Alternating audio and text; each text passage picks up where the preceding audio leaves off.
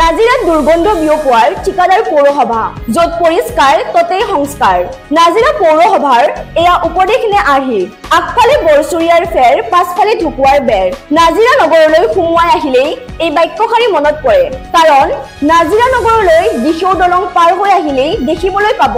নাজিৰা পৌৰসভাৰ দ্বাৰা প্ৰচাৰিত স্বচ্ছতাৰ ওপৰত এখন ডাঙৰ হোৰ্ডিং য'ত লিখা আছে যতেই পৰিষ্কাৰ ততেই সংস্কাৰ এই হোৰ্ডিংখনৰ পাছলৈ চালেই নাজিৰা নগৰৰ জাবৰ জোথৰ পেলোৱা একমাত্ৰ স্থান নাজিৰা নগৰলৈ প্ৰৱেশ কৰিয়েই দুৰ্গন্ধত নাকত হাত থৈ প্ৰৱেশ কৰিবলগীয়া অৱস্থাৰ সৃষ্টি কৰিছে খুদ নাজিৰা পৌৰসভাই এই স্থানৰ কাষত আছে নাজিৰাৰ এখন জুনিয়ৰ কলেজ এখন থেৰাপি চেণ্টাৰ হোটেল আদি বহু ব্যৱসায়িক প্ৰতিষ্ঠান নাজিৰা পৌৰসভাৰ কৃপাত যি দুৰ্গন্ধময় পৰিৱেশৰ সৃষ্টি হৈছে তাক লৈ সেই স্থানৰ স্থানীয় ব্যক্তিৰ লগতে থেৰাপি চেণ্টাৰৰ কৰ্তৃপক্ষই সংবাদ মাধ্যমৰ আগত কয় যে এই দুৰ্গন্ধময় পৰিৱেশৰ বাবে চিকিৎসা কৰিবলৈ অহা ৰোগীৰ লগতে থেৰাপি চেণ্টাৰটোৰ কৰ্মচাৰীসকলৰ স্বাস্থ্য বহু অৱনতি ঘটিছে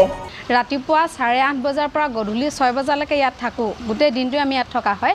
আৰু ইয়াৰ মানে যিমানখিনি দুৰ্গন্ধ বা ইয়াৰ পৰা ওলোৱা যিমানখিনি পলিউশ্যন গোটেইখিনি আমি আচলতে দিনটোত ভুগিবলগীয়া হয় যাৰ কাৰণে আমি ৰাতিপুৱা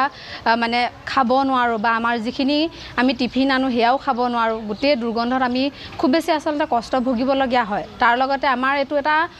থেৰাপি চেণ্টাৰ হয় য'ত মানুহে স্বাস্থ্যটো ভাল কৰিবৰ কাৰণে আহে তেনেকুৱা এটা চেণ্টাৰত আচলতে কি হয় স্বাস্থ্যটো ভাল কৰিবলৈ আহোঁতে তেওঁলোকে আৰু বেছি সমস্যাত ভুগিবলগীয়া হয় নাকত ৰুমাল বান্ধি জুনিয়ৰ কলেজৰ ছাত্ৰ-ছাত্ৰীসকলে অধ্যয়ন কৰিবলগীয়া পৰিৱেশৰ সৃষ্টি হোৱাৰ কথা অৱগত কৰিছে সেই কলেজৰ এজন অধ্যাপকে আমাৰ কেমেৰাত সেই দৃশ্য বন্দী হৈছিল কেনেকৈ ছাত্ৰ-ছাত্ৰীসকলে নিজৰ শ্ৰেণীকোঠাত নাকত হাত থৈ অধ্যয়ন কৰিবলগীয়া হৈছে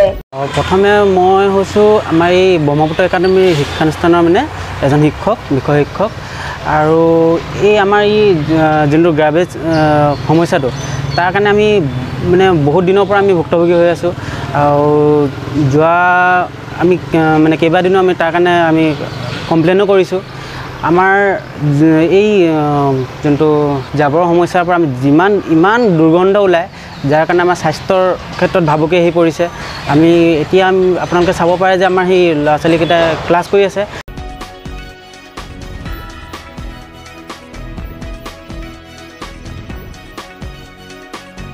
এখন সৰু হোটেল দি ঘৰ চলোৱা এগৰাকী শিক্ষিত যুৱতী তথা সেই হোটেলৰ স্বত্বাধিকাৰী গৰাকীৰ মতে জাবৰৰ দমৰ পৰা অহা দুৰ্গন্ধময় পৰিৱেশৰ বাবে হ্ৰাস পাইছে গ্ৰাহকৰ সংখ্যা যাৰ বাবে তেওঁ চিন্তিত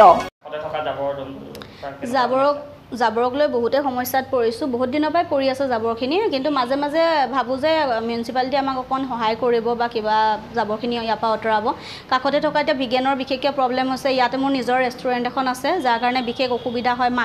মাখি মহ এইবোৰতো এনি টাইম থাকে ইয়াত চাহী চেৰেপা এইবোৰো প্ৰব্লেম হৈছে মানুহ অহা বন্ধ হৈছে দোকানত কাৰণ গোন্ধৰ কাৰণে ইয়াত দিগদাৰ হৈ যায় আচলতে সেইকাৰণে কিবা এটা পৌৰসভাই কৰি দিয়ক অতি সোনকালে ইয়াত জাবৰখিনি নেপেলাই যাতে বেলেগ ক'ৰবাত পেলোৱাৰ ব্যৱস্থা কৰক কাৰণ আমাৰ ইয়াত এখন কমপ্লেক্স চলি আছে ইয়াত বহুত ডাঙৰ কমপ্লেক্স এটা ইয়াৰ পৰাই সৰু সৰু দোকান এখন লৈ মানুহ চলি আছে যদি এইবোৰ প্ৰব্লেম হৈ থাকিবলৈ হয় আমিও আগবাঢ়ি যাবলৈ দিগদাৰ হয় ওলাই আহিছোঁ কিবা এটা কৰিম বুলিকে সেইকাৰণে যাতে কিবা এটা ব্যৱস্থা কৰি দিয়ে অতি সোনকালে আমি